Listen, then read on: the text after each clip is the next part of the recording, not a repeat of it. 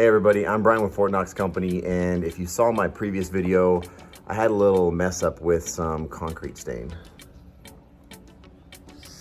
So I just put a lot of time and effort into building this big outdoor custom fireplace, and when I poured the bench seats with concrete, I didn't stain the concrete at the time. I just poured it like a slab, and I figured I would come back and I would stain it, I would paint it, maybe I would tile it with something, but the first thing I did was try to do this stain. It's the first time I ever did it. I'll tell you this, that when they say try it on a sample first, try it on a sample first, because you can see here, the stain is really good. It works well. It was a very true to color tone. It didn't have a very dull look like I expected with the concrete. Sometimes concretes, they dry a little bit and the surface looks not as vibrant, but right now this thing looks fresh and very red. It doesn't really go with the stone here, so now I have to figure out a way to fix it. This is attempt 1, and I hope it's the last attempt. But one thing I noticed when I was doing the stone is I tinted the Thinset that I put all the stone on with. So all that stone has a white base Thinset that you add some type of brown tint to. So if you watch that first video about when I built the fireplace, I kind of explained how you tint that, and that's so that if there's any squeeze out, you get a tone of brown, or there's some of these browns and reds and tans that will come through if it shows, and it won't be a glaring white or gray Thinset. It'll match the stone texture or the stone color. So there's some areas where when it came out, I kind of smoothed it out, and it looks like a stucco finish, like a smooth stucco. But it stays true to color, it stays brown or tan. So what I'm gonna try to do is I'm gonna mix some Thinset. It has polymer added in it, it's really strong and flexible. I'm gonna add some tint to it, I'm gonna do a big batch, and that way I have enough to cover the full bench surface. And I'm gonna do, I think it's like more like a schmear kind of look you've probably seen some people do on brick or stonework.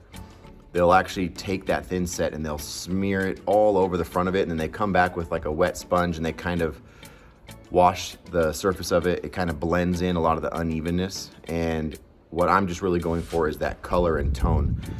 I have a pretty good smooth surface to work with. I'm gonna put a real thin layer on there and come back and hit it with a wet sponge or a damp sponge, and we'll see how it turns out. I've done some stucco jobs.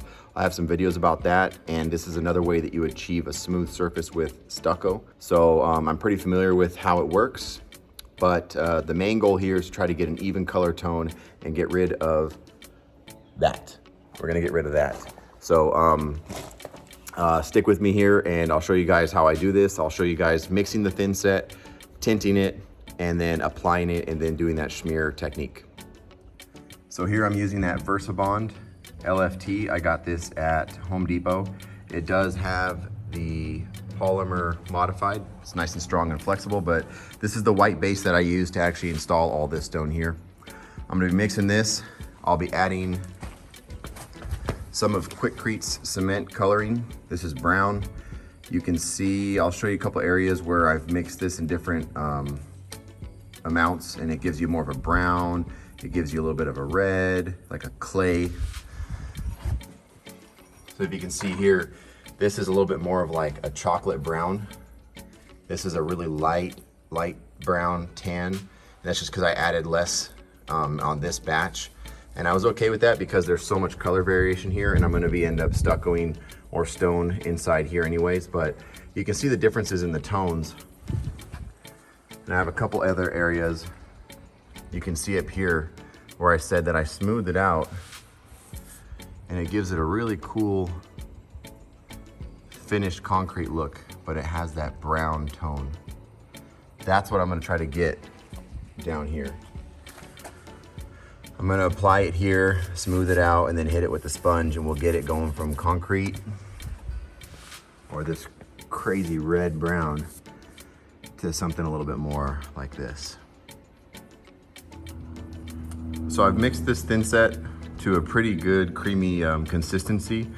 I add a little bit more water because I do want this to be a little bit smoother than usual. But this cement color here, I'll start adding it in. It's just like a dye. If you've ever dyed clothing or something, it's just a liquid dye. It looks really, really dark sometimes when you mix it, and you'll realize that it actually dries a lot lighter. If you're ever gonna be mixing multiple batches, You know, I'd recommend obviously measuring the amount each time so you can get a consistent color tone, but here we're gonna go for one mix, one coat, we should be good. So we'll see how this one looks. Maybe we'll add a little bit more because I do want this to have a little bit more of like a chocolate color or a light, you know, more of a brown than a red. So we'll make sure we have enough brown in there. Let's get this thing mixed.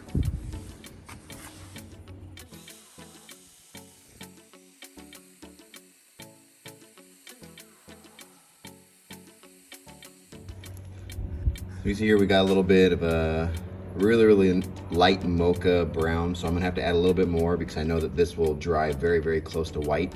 So I really want this to look chocolatey so that it dries somewhat like this.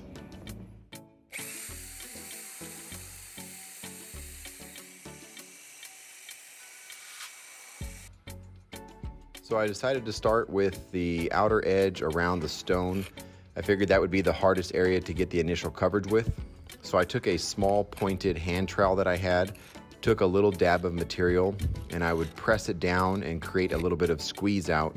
And you can see as I do that, it kind of squeezes up underneath the back edge of the stone. And I could see right away that this Thinset was going to be perfect for what I had planned to do, which was cover this red tint or stain that I used. And even with a very thin layer of this Thinset, it was covering the concrete very well. You couldn't see through it at all, so I was confident this was going to probably be the perfect fix for this. And I just kind of went along the whole back edge, gave me about a 4 or 5 inch strip of good coverage, and I just used this small hand trowel to do that on the whole entire fireplace. So I started on the small bench side where this red material was and just worked my way around. You can see I can use the end of the trowel there to actually get up underneath, and you can't see any more of that red underneath the stone. Once I had a good layer all the way around these two back edges, I could come back in with a larger trowel, actually used for tiling, and it has a nice flat edge, about 12 inches, and I could actually cover the larger portion of the seat or bench area now with that. And I kind of used the same technique. I would just take a little dab and I would spread it down, and then I could use that broad face of the trowel to smooth it all out. This went a lot faster, and I'm glad that I did that, the back edges first, because then I could just come along here like this and just within a couple minutes I had the whole entire thing covered. And this material was a really smooth peanut butter consistency. You can see here it flattens out nice and easy, and then I can come back and hit it with a sponge in a minute. The only other real difficult part that I found was trying to mud the front or edges of these benches. I used the same technique. I really refer to this kind of like icing a cake, but if you've ever iced a cake or baked anything and had to spread some frosting, this is exactly the same thing. You need to get it on the surface first, and then you just bring your trowel along and actually smooth it out. It was a little bit easier here where I had an edge, but on the front, I just had to go smooth and slow, and I put a little bit of tape there to actually kind of protect the stone, but slowly but surely we got it all done. You can see the tape there to protect it. Then it was time for the sponge. So here's the technique that I was talking about. You take a little sponge. I've noticed that with this, you want to keep it not too dry, but you also don't want it like dripping wet. But a lot of times when you're doing like a smear or a wipe on drywall or a wipe on stucco, you don't really need that much moisture here. What I noticed with this, because this is actually a Thinset base, is that you get the best texture with more moisture. You can see here in the surface it starts to get a little bit muddy. But if it's too dry, it actually grabs. But if it's wet enough, you'll see it start to kind of add that moisture back into the surface. And you can start to kind of blend everything back in. And the moisture actually works with you. It's really light. I'm almost letting the weight of the sponge do the work. So all I'm trying to do is just get that moisture back into it and smooth that surface out. And you can obtain really cool finish. So it takes a little bit of practice. But I mean, you can take something rough, and as long as your sponge is wet enough, I might have to actually come back here and re-wet it a little bit. As long as your sponge is wet enough, not too wet, you can start to kind of add that moisture back in here. You can see it start to kind of blend in.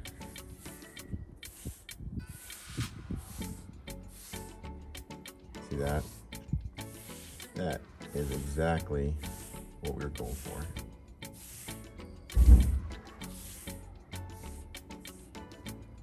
Really, really cool.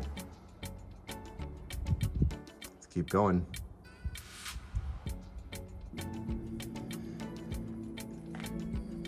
So here's the first section done. I got all those edges, corners rounded over with the wet sponge. I'm gonna let this sit because if you mess with it too much while it's wet, you'll start to over-penetrate the Thinset and it'll start to kind of dilute it too much. So you can see here it's starting to kind of turn into its true color, that light tan. It's gonna go really well with all this. And the big factor is that it's not going to be glossy, it's not gonna be too vibrant. So we'll let this dry and then we'll move on to all of this.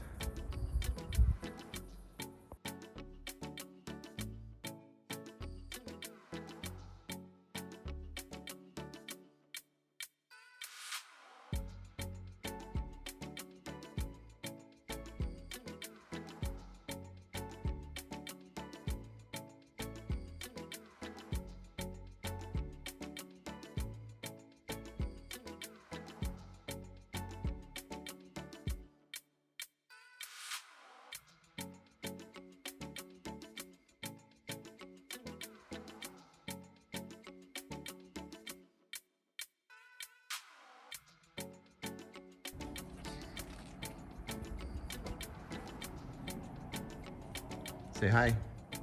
Hi.